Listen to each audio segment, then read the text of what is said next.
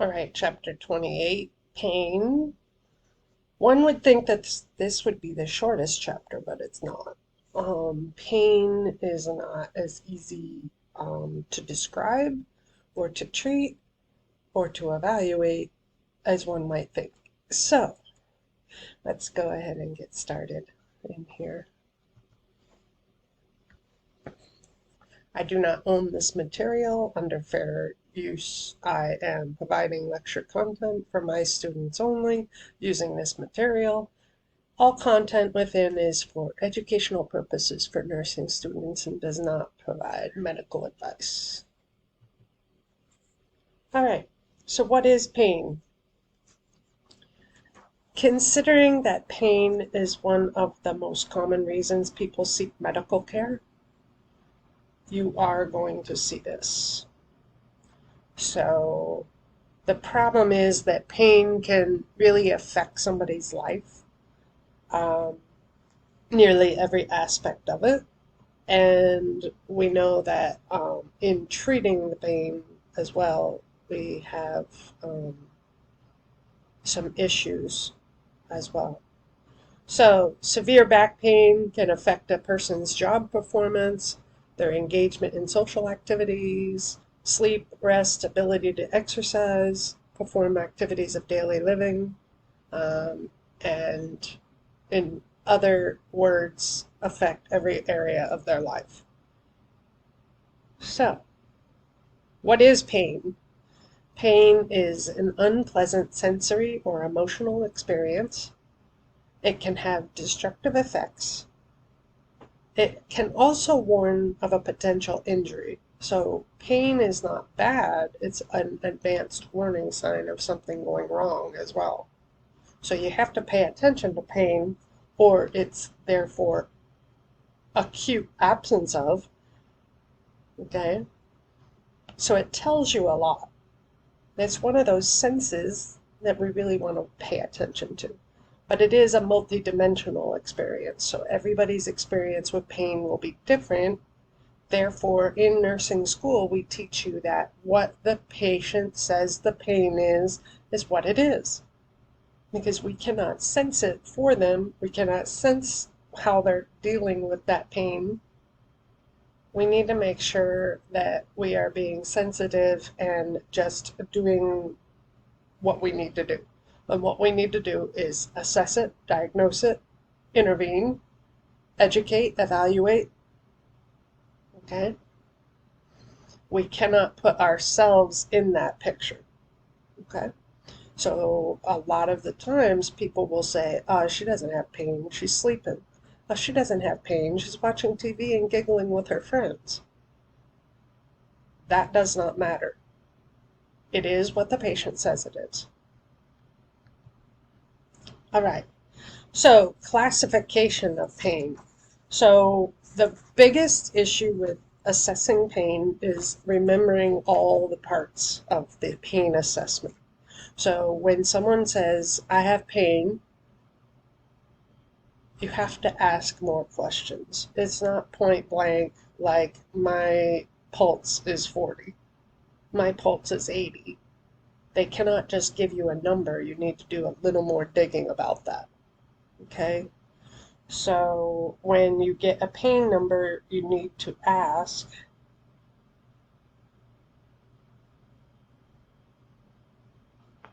you have to ask a few more questions about that. So the classification of pain. Usually it comes from the origin. So heart pain, leg pain, muscle pain, right? So you usually have to ask, where is it?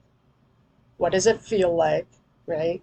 Things like that. So what happens is when you think about cutaneous, superficial, is going to be skin level, like burning sensation of my skin, itching, things like that would be cutaneous or superficial. Deep somatic pain would be very deep, very, um, how do you say, it originates in the ligaments, tendons, nerves, blood vessels, and bone. So this is something like a fracture, a sprain, arthritis, bone cancer, okay? Achy, tender. It's more localized, so it has a deep source, okay? Visceral pain, though, is like caused by stimulation of deep internal pain receptors. So it's like the abdominal cavity, your brain, the thorax.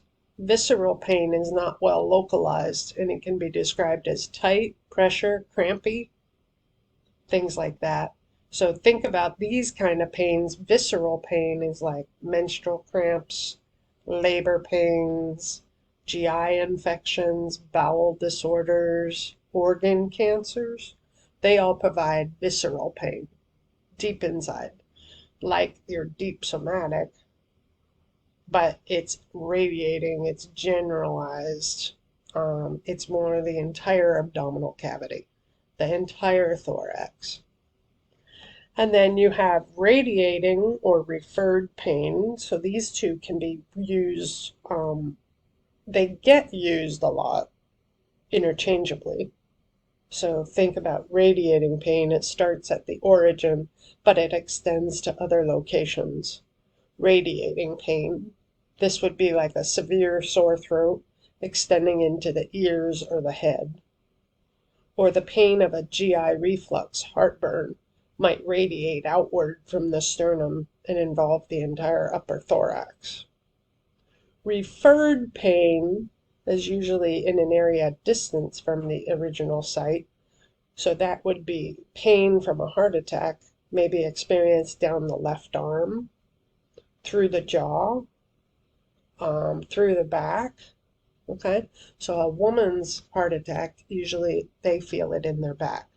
A male heart attack is generally through the left shoulder, the jaw. So left shoulder, heart, right shoulder, abdomen. Okay. So when we talk about ruptured ectopic pregnancy, the bleeding, the abdominal bleeding, hits the phrenic nerve, which gets shot up to the right shoulder. Phantom pain is like having a leg surgically removed, but they can still feel that limb. They might experience burning, itching, deep pain still in that area.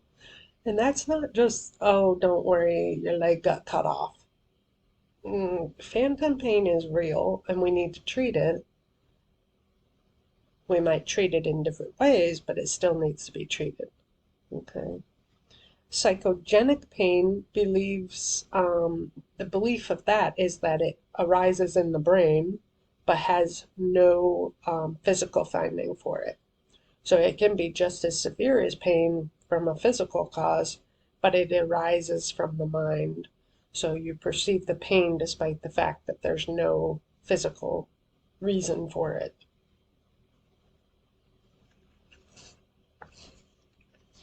So in this picture, you can see the appendix. Well, the appendix, when it's getting ready to burst, you might have pain several places in your abdomen.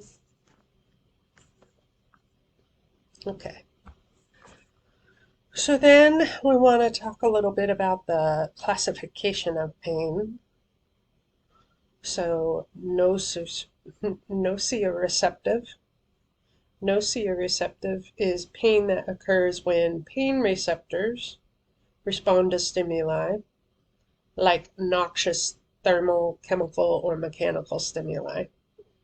It might result as a result of trauma, surgery, or inflammation. Neuropathic pain is complex and is often chronic pain that arises when an injury to more than one nerve. You're getting a bunch of different pain receptor messages coming down. Nerve injury might be like poorly controlled diabetes, a stroke, tumor, amputation, viral infections. So sometimes they call, what's it called? Shingles would have neuropathic pain. Okay. So then we also describe pain as acute, chronic, or intractable. So acute pain means there's something wrong. Your body's trying to tell you there's something wrong. It's now, we can fix it. It'll go away. Chronic pain, though, would be like an arthritis, cancer pain, right? Over time, it gets worse. It may have periods of remission, exacerbation. So, unlike acute pain, chronic pain is usually viewed as insignificant and may lead to withdrawal, depression, anger, frustration, and dependence. Chronic pain is like, oh, you've dealt with this all your life. Suck it up, buttercup. That's not the way you want to be. Okay? So think about when you touch a hot burner, usually your brain senses that, then your hand is taken away. Intractable pain, on the other hand, is both chronic and highly resistant to relief. So this type of pain is especially frustrating for the patient and the care provider, but it can be approached with multiple methods of pain relief. So when we talk about pain, most people go right to narcotics, opioids. That's not necessarily where you want to go with pain. There are a lot of things that we can do without pain medicine. But there are also a lot of different types of pain medicine that we use, not just narcotics. So, for instance, long-term bone issues, we use a lot of other drug classes. They might even be for depression, but it's in treating depression of the brain that you cause less pain. Okay? So there are many types of different pain medicine, not just narcotics and opioids. We use a lot of different types of pain relief. So whenever a patient tells you that they're having pain, you want to make sure that you're getting a quality, a periodic, how frequent, when does it occur? Right after you eat, before you eat, right? That's the period of time that it happens. Or the intensity. So the intensity would be 1 through 10, 0 through 10, right? The quality would be throbbing, aching, dull, sharp, stabbing, okay? So you'd want to describe it very well. So, clicker check. It is most important for the nurse to understand the various ways in which pain is classified so they can A. Document the pain using the accurate terms. B. Be clear in communicating with the physician. C. Develop effective pain management plan. Or D. Educate the client thoroughly. Think about that.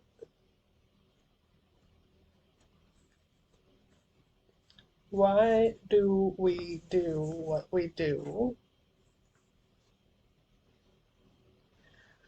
So you do want to document, you do want to be clear in your communication with the doctor to get the right plan. But at the end of the day, the reason why it's so important to ask so many questions around pain is to be able to develop a better pain management plan. So different modalities are used to manage pain. It's usually based on how the patient classifies their pain. So acute versus chronic, throbbing, right? So if somebody tells you, my heart, it feels like it's going to burst, that's a different type of pain than my head, okay? Very, very important to know exactly what kind of pain they're talking about, because you might lead to a different diagnosis with your assessment. All right, so the physiology of pain. This is where things get a little tricky, and you need to remember that there's a lot going on. It's not just, oh, I cut my finger, that's it. There's a lot of stuff going on. Okay, so transduction is the activation of the nociceptors by the stimuli. Then the stimuli gets transmitted, this pain message gets transmitted to the spinal cord. Then pain perception finally happens, which you recognize and define that pain. And then pain modulation eventually comes into play where it changes that pain perception for you. So that is the physiology of pain, and that's why it's so tricky to treat it, to understand it. So some factors that would influence your pain: emotions, past experience with pain, your developmental stage, socio-cultural factors, communication skills, and cognitive impairments. So let's just talk a little bit about that. So emotions, if you're fearful, frustrated, anger, helplessness, loneliness, it may really increase the pain that you're feeling. Emotional pain is also a real thing. Past experiences with pain. People who have had multiple experiences can be more anxious and more sensitive to pain. Those people who it's their first time in the hospital, you kind of know because they have never taken pain medicine and they will snow with the littlest dose, right? So we call them pain naive. So you would really be careful with your pain medicine on those patients. Where someone else may need more pain medicine because they've already had pain medicine in the past. They're already well experienced with that pain medicine, so there's already a neurocognitive path already in the brain. Developmental stage, so based on whether they're a child, can they communicate, right? So developmental, communication, and cognitive kind of go together. People may exhibit different behavior based on their developmental stage. Social economic or social cultural reasons. Some people may understand that you don't get anything from crying and moaning, so they might value silence and being brave during the pain. So we call this the Stoic German.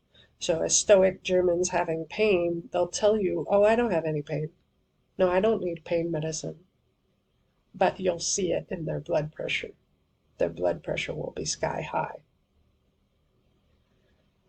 Communication and cognitive kind of go together. So think about someone who is not able to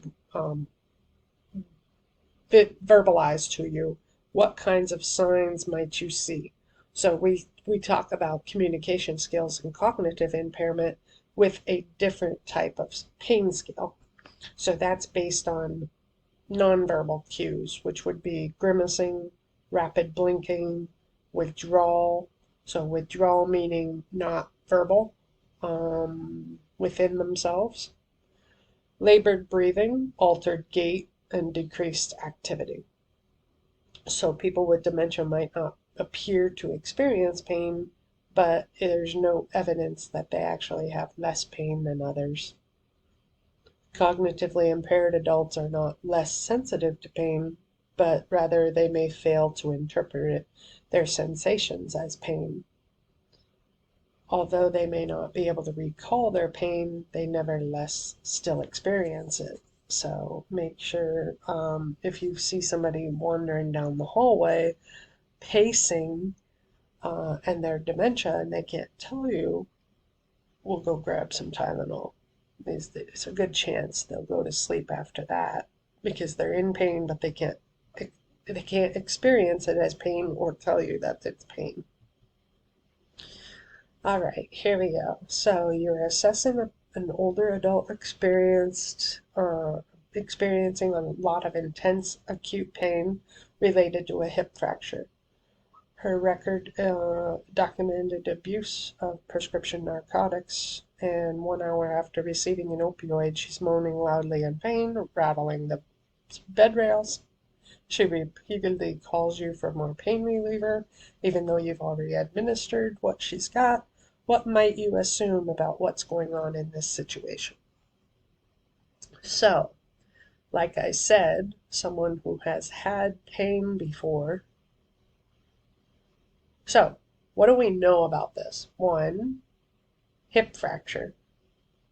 Terribly painful. And hip fracture means that their leg muscles are all cramping. That's extremely painful. Just because I know she has documented abuse of narcotics, I do not want to poo-poo on her.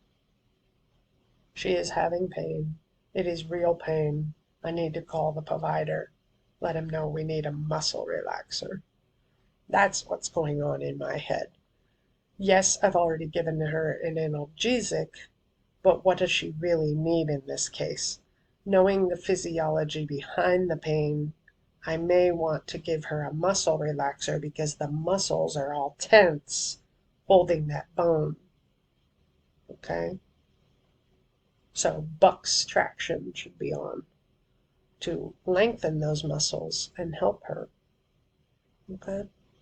So what can you assume? You know what assume means, right? Okay. So, no assumptions. No assumptions. There could be fear, anxiety about being hospitalized, surgery, the medical expense. There's a whole bunch of stuff that could be going on here. And we usually underdose patients in fear of that contributing narcotic habit. So don't do that to someone. Talk about what's going on. Talk to her. What is going on? Where is the pain? You'll get much further if you give her a muscle relaxer potentially. And that's kind of that knowing what kind of pain she's in. Okay. The impact of unrelieved pain, we kind of talked about this, but unrelieved pain can really make havoc on your whole body. So the endocrine system, our endocrine system is kind of like fight and flight, right? So you're going to have catecholamines, glucagon, insulin, testosterone levels, hormone shifts activate carbohydrate, protein, and fat catabolism, so breakdown, hyperglycemia, poor glucose use. The inflammatory process can also get involved, causing weight loss, tachycardia, fever, respiratory rate increased, even death. So it's not just she has a little pain. It really affects the entire body. Cardiovascularly, you've got high heart rate, blood pressure, cardiac workload, oxygen demand. So you're going to cause more and more trouble. You could actually have in cardiovascular a DVT also. So a DVT, an MI, right? We don't want to go there. Musculoskeletally, poorly controlled pain can prevent the patient from performing activities of daily living, engaging in physical therapy. You can have fatigue and mobility with your musculoskeletal system. Respiratory-wise, people who are in pain usually breathe rather shallow, so that means that they're splinting. When they're splinting their pain, they actually increase respiratory and expiratory pressures, so they underventilate their lungs, which means they have more retained carbon dioxide and end up in respiratory acidosis. The other thing with respiratory pain is to consider that if they're breathing shallow, they may end up with pneumonia. That's why we give them an incentive spirometer to get their lungs open. Genitourinary system, unrelieved pain can cause excessive amounts of catecholamine, cortisol, angiotensin II, ADH, prostaglandins, and these all lead to decreased urine output, urine retention, fluid overload, hypokalemia, hypertension, and increased cardiac output. More fluid staying in the body. Edema. Okay? And then gastrointestinally, The response to pain is that smooth muscle tone increases, gastric emptying, and mobility decrease. So what do? You get constipated. Before you ever give any pain medicine, they're already constipated. So when you assess pain, you want to make sure that you're getting a complete pain history, onset, location, aggravating, alleviating factors. So what does that sound like? Hi, you have a headache. When did this happen? Where is it? Is it in the front, in the back, in the sides? Where is the pain? What's the aggravating? What makes it worse? What makes it better? Okay. And then nonverbal signs of pain might be elevated pulse, elevated blood pressure, crying, moaning, grimacing. So we do use pain scales for different reasons, for different uses. So a visual analog scale, similar to the numeric scale. If I give somebody a visual analog scale, I give them a ruler because it's a visual, and I put 0, 1, 2, 3, right? So it's a 0 to 10, no faces or anything, but worst pain of your life. They use the ruler to tell me, okay? Numeric rating scale is I just tell them, give me a number 0 to 10, okay? With no visual. And then a simple descriptor scale, a little different, okay? Look it up as well. But they're just different scales that we use. Okay. The most common one you will see is the Wong-Baker. The Wong-Baker Faces Pain Scale. So the faces is what's important, not the numbers as much. But it gives you a different way of communicating with someone who is not um, of age, right? We use it with kids a little bit as well because they can see the pictures of the faces. You can also use it with someone who doesn't speak English because they can point to the face that they're feeling right now. So Wong-Baker is really, really important in our world. Um, Wong-Baker really helps us to be able to get into what is their pain, okay? How bad is it related to other pain, okay? But again, it's what the patient says it is, okay? There are several other pain scales, and you will go over them when you get to peds, when you get other places, right? There are also some pain scales that are literally like what you're seeing the patient do. So the grimacing, the clenched fists, things like that as well. So, clicker check. The nurse is assessing a confused patient. In trying to determine the level of pain, the nurse should be aware that confused clients don't feel as much pain. I don't like that answer. B, observe the patient carefully for changes in behavior or vital signs. Plausible. Ask the patient's family how much pain the client normally has. I don't like that answer. Only use pain scales that feature numbers or faces that the patient can point to. Plausible. Confused patient. Is he going to know numbers at this point? Okay, so that's why I'm going to get rid of D, because I don't know if he's going to know his numbers being confused. All right? So when you have a confused patient, it's probably better to look for nonverbals, behavior changes, or changes in their vital signs, because they're not able to communicate clearly with you what they're actually perceiving. Okay. So nonverbals, what are we looking for? Nonverbals, facial expression, posture, body position, vital signs changes, behavioral manifestations. This is what I'm talking about with someone who's not normally a wanderer or a pacer, but they are now. That's a question. Are they in pain? So pain expression is usually like weakness. So a lot of people will not tell you they're in pain. And then assess for depression as well, because eventually depression is going to come out as the pain sign because they've depressed their pain for so long. The brain is going to be overwhelmed, and therefore they're not going to be able to kind of carry on. Depression is often overlooked in pain. So then, your diagnosis. Your diagnosis, nursing diagnosis, usually is either acute pain or chronic pain. This is what you should keep in mind when you get to a test.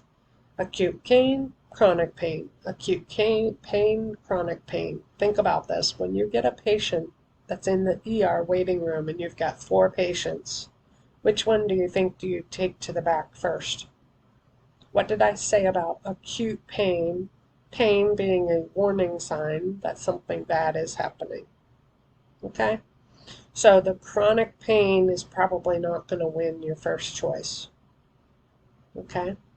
Someone who's acutely ill having an MI or an appendix about to burst would be more important to bring back to the back first. Okay? So pain management, we have lots of non-pharmacological pain measures that we can use. You will also need to know these for maternity as well, because there's a lot of pain we can't do much about. It's a natural process. Okay? So cutaneous, what did we say cutaneous was? On the skin level. So think about skin level. There's a lot of nerve receptors in our skin. So, things that we can use. Do you know what a TENS unit is? Look it up if you don't, okay? But a TENS unit versus a PENS unit, different. So, percutaneous, in the skin, so it would include like surgery or implanting a device, okay? Transcutaneous, on the other hand, is electric nerve stimulation through the skin. Okay, through the skin means you put patches on them, you hook up the electrodes, and they turn it up in a machine, and it feels different. So it's a stimulator that's basically taking their mind off their pain, giving them pain somewhere else so that they can be able to handle the pain that they're having. Okay, lots of patients with back pain have these. Pens would be percutaneous, so under the skin, not through the skin. So those would typically be surgically implanted. Spinal cord stimulator, we can actually stimulate the brain, but those are implanted as well. So you would turn on your stimulator and your spinal cord would act differently. Acupressure, acupuncture, needles, acupressure,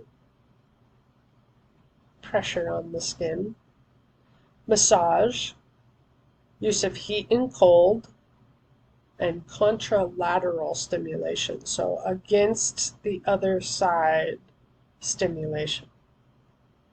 Okay. Acupressure would be like there's pressure points in your feet and your hand for your entire body. So you would press in that area on your hand, right? Acupuncture would be the Chinese version of putting needles in the skin. Their entire body is mapped on your skin as well. Okay. So some other non-pharmacological measures that we use. So in the baby world, we use oral sucrose. How does sucrose work? So through research, we realized that any painful procedure on a baby, they need to have Sweeties. Sweeties is 24% glucose, so it's literally probably 4 or 5 packages of sugar in water. It's sterilized because the gut doesn't have any bacteria in it yet. So we'll use that 24% glucose because sugar acts on the same receptor sites as morphine in the baby's brain. So instead of giving them morphine, we give them sucrose. The only bad part of that is it's going to raise their blood sugar. So you don't want to give it to a baby that's very, very young with no bacteria in their belly, or a baby that's on blood sugars, because you're going to affect their blood sugar. So why we use that? We use it during circumcisions. We use it painful procedures like lab draws, things like that. Immobilization, immobilizing the muscle and the bone will help you. That's your Buck's traction. Cognitive behavioral interventions. So some things that we consider for that is like distraction, animal assisted therapy, expressive writing, distraction, sequential muscle relaxation, guided imagery, hypnosis, therapeutic touch, humor, expressive writing, tons of different things that we can do. All right, so then once we get into thought process of pain relief through medication, there's a bunch of different classes of drugs that we can use, like I said. So non-opioids first, NSAIDs, those are your ibuprofens, or acetaminophen. So thought process on that. If she's pregnant, I can't give her ibuprofen. Ibuprofen closes the baby's heart too early. Only Tylenol during pregnancy. The other thought process on that would be someone who has bleeding ulcers. I would not want to give them ibuprofen because ibuprofen is more than likely going to cause stomach bleeding. Okay. NSAIDs are not good long term. They can cause more trouble than they're worth. Okay. NSAIDs, ibuprofen as well, could cause an allergic reaction, could cause asthma exacerbation. So it's a lot trickier than you think with these medications. Ibuprofen or Tylenol in too high of a dose can affect the kidneys, the liver, and cause damage as well. Okay, so then there's some adjunctive analgesics. Those kind of analgesics are like anticonvulsants, antidepressants, local anesthetics, topical agents, muscle relaxants, neuroleptics, corticosteroids, others. So corticosteroids, how does that affect? Corticosteroids are for inflammation. If there's inflammation in the area and I give them a corticosteroid, the swelling will go down and it'll stop pressing on the nerves. Okay, so this is a lot more complicated than you think. Opioids, literally, could be given IV, transdermal, epidural, or through an analgesic pump. So a pain pump, a pain patch, things like that, we would use to be able to give them those medications as well. So when we talk about the pain pump is only for the patient to use. They're given a little pain pump, a clicker, and they are able to give their own pain medicine. The biggest thing with that is the family cannot be involved. So if you hear or see the patient's family clicking it, they can overdose the patient. Okay? So lots of trouble with pain-controlled analgesic. Yes, they have pain relief at their fingertips, but it can be abused and misused as well. So technically, your prescription for that should not allow them to get snowed, but we snow patients every day from PCAs that are not set correctly. Okay? How do you snow a patient? Opioids are known to be respiratory depressants. If you depress their respirations from 12 to 6, you will be going to 2 in a minute. Okay? So you have to stop the pain pump, give them Narcan to reverse the effects of the narcotics. Okay? Thought processes. Okay, here we go. We've got a few more slides left. Mr. Zenobia's cancer pain, chronic cancer pain, has recently increased, and he asked the home health nurse what can be done. in relation to his long-acting opioid, which is appropriate response by the nurse. Okay, if you take more opioid, it will not change your pain relief. True or false? True or false? No. I'll call the primary care provider and ask for an increased dose. Plausible. The amount you are taking now is all I can give you. Just reread that in the nastiest nurse voice you've got. The amount you're taking right now is all I can give you. You're not even going to call the doctor to ask? Get rid of that answer. I'm worried if we increase your dose that you will stop breathing. Chronic cancer pain. Is that the worst case scenario? I'm not saying you want to. I'm saying when we're dealing with cancer pain, it's more about the pain relief. Okay? So I'm going to get rid of that answer. So the only one that was plausible was calling the doctor and asking for an increased dose, a different dose, whatever. Okay? But you are not intervening if you don't call. Okay? So it's not enough to just poo-poo on it. You have to do something about it. He's telling you it's not active, it's not working. Is there something else? Am I not thinking about something that's important? Okay? So there is no ceiling on the analgesic effect of opioid narcotics. They can develop a tolerance, which also necessitates an increasing dose.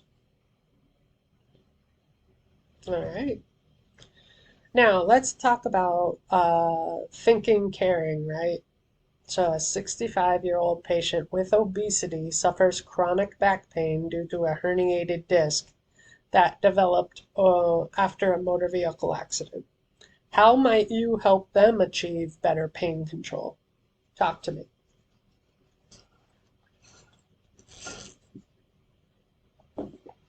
The key word there is herniated disc. Chronic back pain. What do you think that's about? Herniated disc might be swollen, irritated, inflamed.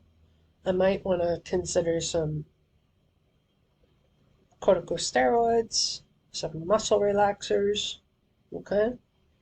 It's not always how to get rid of the pain.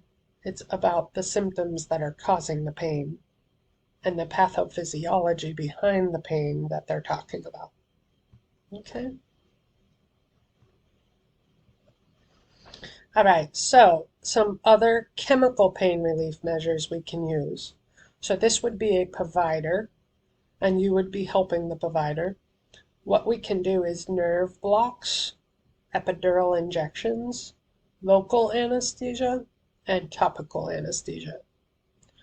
So things that we can do to help. If we put in an epidural catheter into the spinal, not into the spinal cord, but into the epidural space, and put that medication in the CSF, like an epidural during pregnancy, it puts the spine to sleep. It bathes the spine in pain medicine. It's not going to last forever, but it'll last a long enough time. Okay? So that's where nerve blocks come in place, all that good stuff. So when I had shoulder surgery, they gave me a nerve block in my neck so that I would not feel my arm for at least a good 24 hours. It's better pain relief when you're going home. So it's an outpatient procedure. They can do a nerve block and the medication will last for the next 24 hours. That being said, you have to monitor that patient for the next 24 hours, right? So usually they stay in the hospital and you're on a pulse ox. But if you're not and you're going home, then somebody needs to be at home with them in case they're not awake. All right, some of the other things that we can do. Radio frequency ablation surgery. Okay. So ablation, you're basically targeting those nerves that carry the pain impulses with electromagnetic waves. It's to provide more long-term pain relief than injections of steroids, analgesics, or nerve blocks. Or we can go in and cut out the problem. So if it says otomy, it means taking out of, okay? So chordotomy would be it interrupts the pain and temperature sensation below the tract. It's most frequently done for leg and trunk pain. Rhizotomy is between the ganglion and the cord. So that's for paraplegia. It eliminates or interrupts the pain. It's usually used in the spine, but it can be used in the head and the neck, especially with cancer pain. Neurectomy would be eliminate intractable localized pain. So peripheral and cranial nerves are interrupted to block the pain transmission. And then sympathetic nervous system, right? Sympathetic versus autonomic. Sympathetic would be improving vascular blood supply and eliminating the vasospasms that occur. So this is Raynaud's syndrome. They use that in Raynaud's syndrome. Raynaud's syndrome is where your hand in cold weather turns white. So it has to do with the blood flow to that area. All right, so special considerations. Think about managing pain in older adults. When we talk about the Beers list, look it up. The Beers list is a list of medications that older adults cannot clear as fast as others. So older adult, think renal disease, clearance out of the body being affected. If the clearance out of the body is being affected, we're going to have issues because that pain medicine will build up and it's toxic to their liver and their kidneys, and right. Managing pain in patients with addictions, always a problem. Special consideration, right? It's not a problem. There's a solution to it. You just have to be willing to work with them. And then use of placebos. So there are thoughts about that. There are thoughts about placebos being not patient friendly, right? But there are also thoughts about placebos being helpful in that if the patient doesn't know what they don't know and they get pain relief from it, what's the problem? Okay? So we'll talk a little bit about that during class and your thoughts on is that ethically and morally correct or not. Okay? Fabulous. Talk to you later.